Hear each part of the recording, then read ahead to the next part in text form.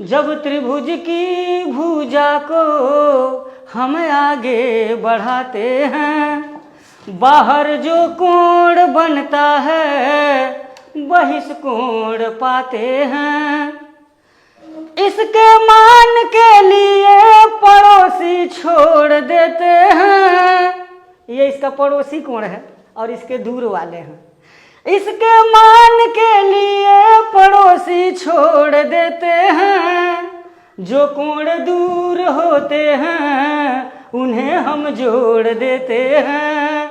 जो कोण दूर होते हैं उन्हें हम जोड़ देते हैं। कोई बात अगर कहा जाए, सीधे अगर कह दिया जाए तो उतना प्रभावी नहीं होता जी। लेकिन उसको अगर कविता के माध्यम से या संगीत के माध्यम से बता दिया जाता है का ध्यान आकर्षण हो जाता है जी। और जिस मुद्दे पर, जिस टॉपिक पर ध्यान आकर्षित हो जाते हैं वो उनको समझ में आ जाता है। तो यहाँ एक त्रिभुज का बहिष्कोण है, ज्योमेट्री का एक टॉपिक है। ये त्रिभुज ABC है और इसकी भुजा को अगर हम आगे बढ़ा देते हैं, कोई भी भुजा, तो यहाँ बाहर जो कोण बनता है इसी को बहिष्कोण कहा जाता है, exterior angle of A triangle. इसके पास में जो कोण बनता है इसको छोड़ करके यह कोण और ये कोण, इन दोनों कोणों को जोड़ देते हैं तो बहिष्कोण आ जाता है। अगर सिद्ध करना चाहें तो मैं सिद्ध, अगर मान लीजिए यहाँ पर मैं नाम रख दूं angle 1, angle 2, angle 3 and angle 4, तो कोण 1 धन कोण 2 बराबर हो जाएगा 180 अंश, समीकरण नंबर 1। और ये भी हम जानते हैं कि किसी त्रिभुज के तीनों अंतः कोणों का योगफल 180 अंश होता है।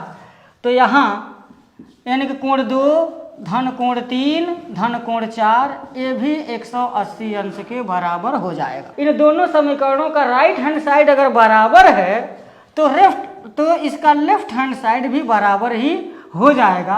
अर्थात कोण 1 धन कोण 2 बराबर कोण 2 धन कोण 3 धन कोण 4, और कोण 2 से कोण 2 कैंसिल होगा तो कोण 1 बराबर कोण 3 धन कोण 4 हो जाएगा। ये जो बहिष्कोण आया है उसकी जो वैल्यू होगी वो त्रिभुज के इस कोण को छोड़ करके ये जो दूर वाले जो कोण हैं उन्हीं को हम जोड़ देंगे तो मान निकल जाएगा। थोड़ा सा इसमें गुनगुनाऊंगा। जब त्रिभुज की भुजा को हम आगे बढ़ाते हैं, बाहर जो कोण बनता है बहिष्कोण कहते हैं। इसके मान के लिए पड़ोसी छोड़ देते हैं। जो कोण दूर होते हैं उन्हें हम जोड़ देते हैं। चलेगा, बहुत बढ़िया है कि आप गाने के साथ साथ पढ़ाते भी हैं इसमें। जैसे इस तरीके से समझ जाते हैं इसको।